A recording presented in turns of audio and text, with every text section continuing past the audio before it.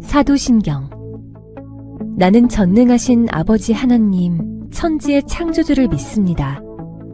나는 그의 유일하신 아들, 우리 주 예수 그리스도를 믿습니다. 그는 성령으로 잉태되어 동정녀 마리아에게서 나시고 본디오 빌라도에게 고난을 받아 십자가에 못 박혀 죽으시고 장사된 지 사흘 만에 죽은 자 가운데서 다시 살아나셨으며 하늘에 오르시어 전능하신 아버지 하나님 우편에 앉아 계시다가 거기로부터 살아있는 자와 죽은 자를 심판하러 오십니다. 나는 성령을 믿으며 거룩한 공교회와 성도의 교제와 죄를 용서받는 것과 몸의 부활과 영생을 믿습니다. 아멘.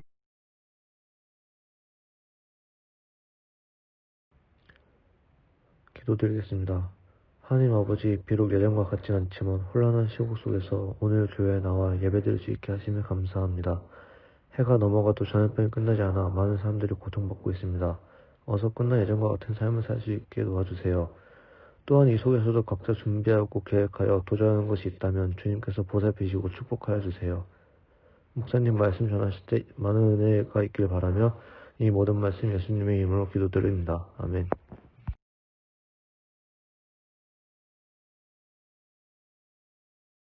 오늘 우리에게 주신 하나님의 말씀은 구약성경 사무엘상 22장 1절에서 2절 말씀입니다. 그러므로 다윗이 그곳을 떠나 아둘람 굴로 도망하매 그의 형제와 아버지의 온 집이 듣고 그리로 내려가서 그에게 이르렀고 환난당한 모든 자와 빚진 모든 자와 마음이 원통한 자가 다 그에게로 모였고 그는 그들의 우두머리가 되었는데 그와 함께한 자가 400명가량이었더라. 아멘.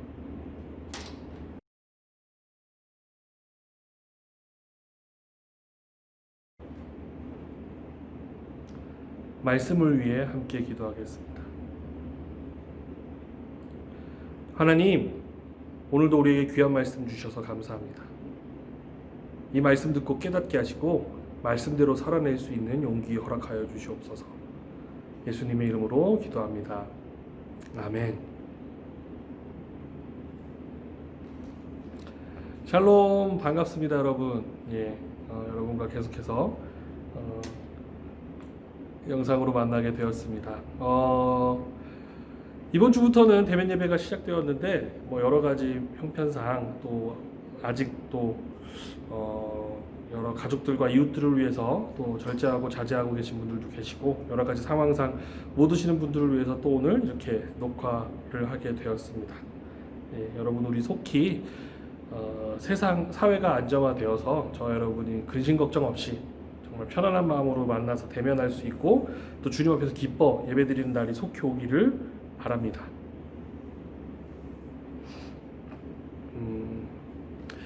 우리는 계속해서 하나님 나라에 대해서 이야기하고 있습니다.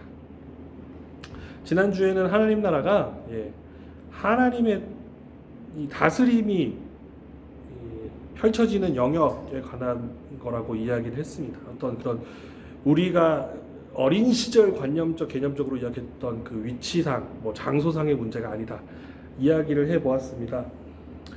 오늘은 거기서 시작된 이야기입니다. 그럼 결국 그 하나님 나라의 공동체 구성원들은 어떤 사람으로 이루어져 있을까?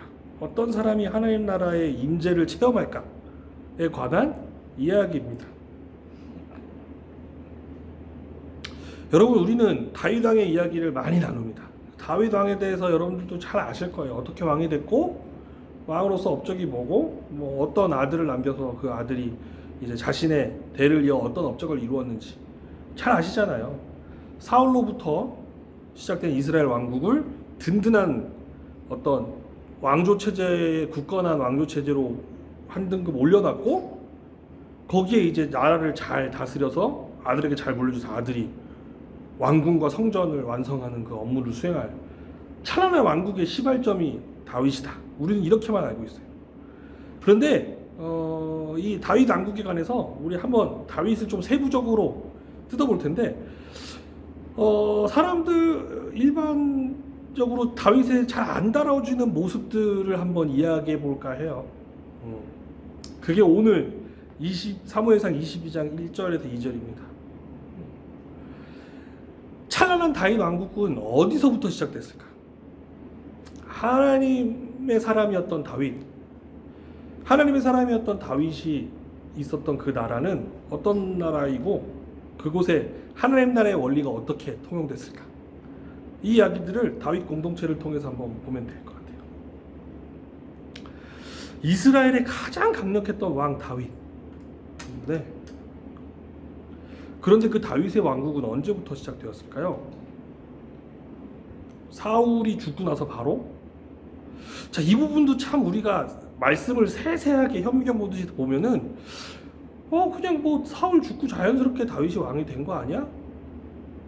아닙니다. 아니에요. 사울이 죽기 전에도 다윗의 공동체는 시작되었고요. 사울이 죽고 나서도 이후에 한참 뒤에서야 다윗의 왕국이 시작됩니다. 어쨌든 오늘 읽었던 사무엘상 22장은 사울이 아직 살아있을 때 다윗이 가장 처절하게 쫓기고 가장 낮은 데에 임했을 때 그때부터 다윗의 공동체는 시작되었습니다. 겨자씨처럼 시작되는 하나님의 신앙 공동체라고 보면 될 것 같습니다. 이스라엘의 가장 강력했던 왕 다윗의 왕국은 다윗이 가장 힘들고 괴로울 때, 가장 처절한 밑바닥일 때 시작되었습니다. 한창 골리앗을 죽이고 장군으로서 잘 나갔을 때, 자기의 힘과 지혜로 사울 앞에서 무언가 해보겠다 했을 때 다윗은 처절하게 실패를 반복하게 됩니다. 오히려 사울에게 쫓기고 죽음의 고비를 몇 번 넘길 때 내 스스로 내가 뭔가 시작해 봐야겠다라는 결심도 없을 때 이미 자신도 모르게 하나님에 의해 시작되고 있었던 것입니다.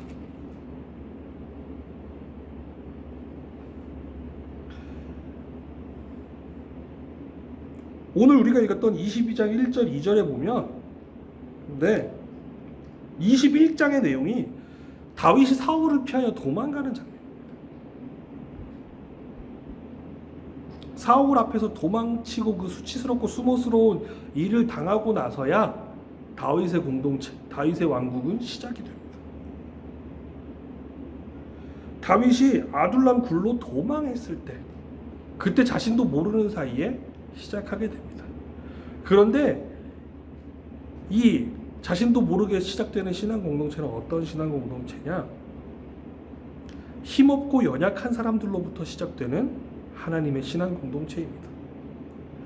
다윗 왕국의 기초가 되는 사람은 다윗 왕국의 기초가 되었던 처음부터 다윗과 함께했던 사람들은 연약하고 보잘것없는 사람들이었습니다. 어떤 사람들이 다윗 곁에 모여들었느냐? 어떤 사람들이 다윗을 따랐느냐? 총 세 부류의 사람이 등장합니다. 첫 번째 사람, 환난당한 모든 자가 환난당한 사람이 다윗 곁에 모입니다. 공동 번역에 보면 이걸 압제를 받는 사람들이라고 번역했습니다. 사울로부터 압제를 받는 사람들이 다윗 곁에 모였습니다. 다윗처럼 사울에게 찍혀 오갈 곳이 없는 사람입니다. 때문에 자신의 선택이라기보다는 어쩔 수 없이 다윗 곁에 모인 사람들입니다. 힘없는 사람. 힘이 왜 없느냐? 까불다가 사울에게 찍혔거나 옳은 소리 하다가 사울에게 찍혔거나 뭐 어쨌든 사울에게 찍힌 사람들이 어쩔 수 없어서 그냥 다윗 곁에 모인 거예요. 사울이 구박하니까. 두 번째로 어떤 사람들이 다윗 곁에 모였느냐? 빚진 자들입니다. 빚진 자들. 빚에 시달리는 사람들. 조금 더 삐딱하게 성경을 들여다보자면 이들은 자신 스스로가 진 빚을 자신의 힘으로 갚지 않고 도망쳐 나온 사람들이라고 볼 수 있습니다. 자기가 빌려놓고 먹튀한 거예요. 먹튀. 빚이 있는데 그 빚을 두고 그냥 어떻게 보면 좀 삐딱하게 보면 일종의 도덕적인 위험, 모랄 하자들을 가지고 있는 사람들이라고 볼 수 있습니다.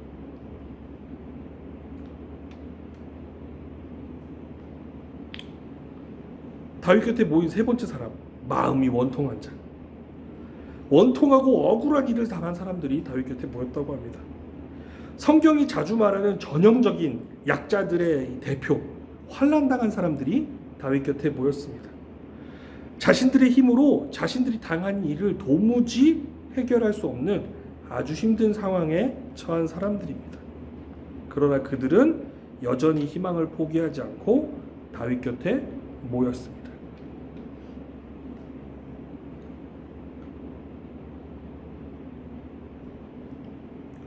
우리가 흔히들 교회 공동체 안에서 하는 착각이 이 말씀에서 여실히 드러납니다. 하나님 나라는 어떤 사람들이 모이는 나라일까? 아니, 하나님께서는 본인의 나라에 어떤 사람들을 불러들이실까?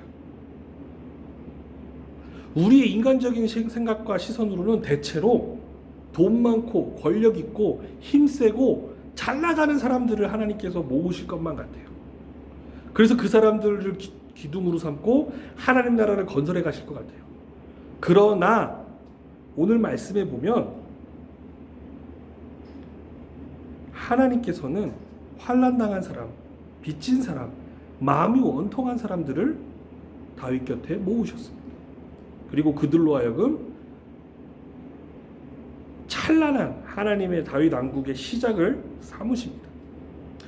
현재가 아니라 미래를 보시는 하나님이시기 때문입니다.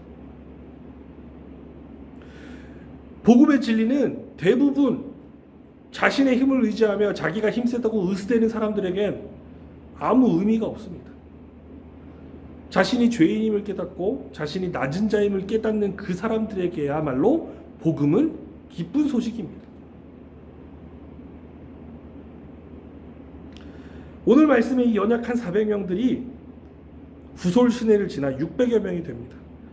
하지만 그들은 여전히 마음을 합치지 못하고 오합지졸처럼 왔다 갔다 합니다. 그러나 먼 미래에 사무엘하 23장을 보면 이 아둘람 골짜기에 모였던 400명이 다윗 왕국의 용사들이 됩니다. 다윗 왕국의 요직에 오르게 됩니다. 여기서 우리는 하나님 나라의 원리를 깨달을 수 있어요.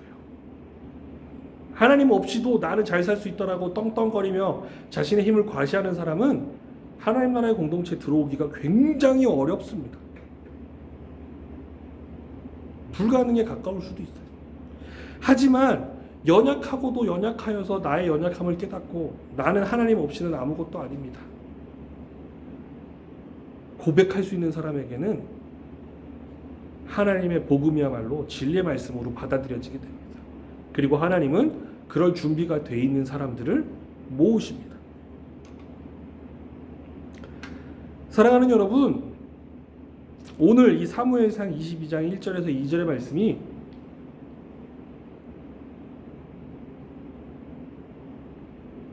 여러분들의 인생에 큰 위로가 되기를 바랍니다. 하나님께서 찾으시는 사람은 자신의 능력을 의지하는 사람이 아니라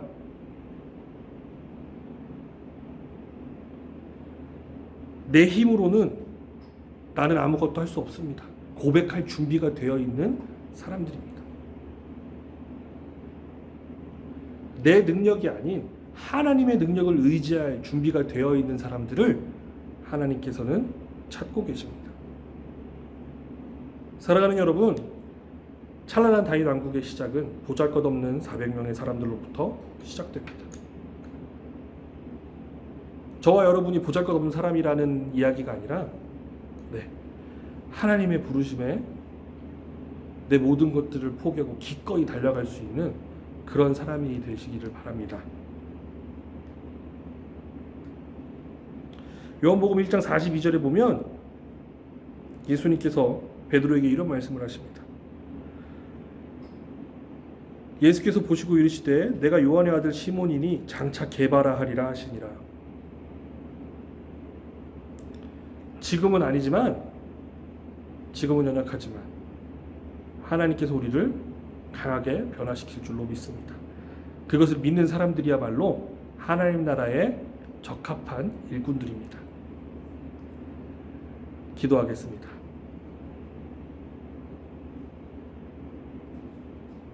하나님, 오늘 주신 말씀 참으로 감사합니다. 이 말씀 마음속에 깊이 새기며 하나님 앞에 나아가는 저희들 되겠사오니 우리를 하나님 나라의 일꾼으로 사용하여 주시옵소서. 예수님의 이름으로 기도합니다. 아멘. 우리 주 예수 그리스도의 은혜와 아버지 하나님의 놀라우신 사랑과 성령님의 깊은 교제하심이 낮은 마음으로 하나님 나라의 백성 되고자 다짐하는 이 자리에 모인 이 공동체 위에 영원히 함께 하시기를 간절히 축원하옵나이다. 아멘.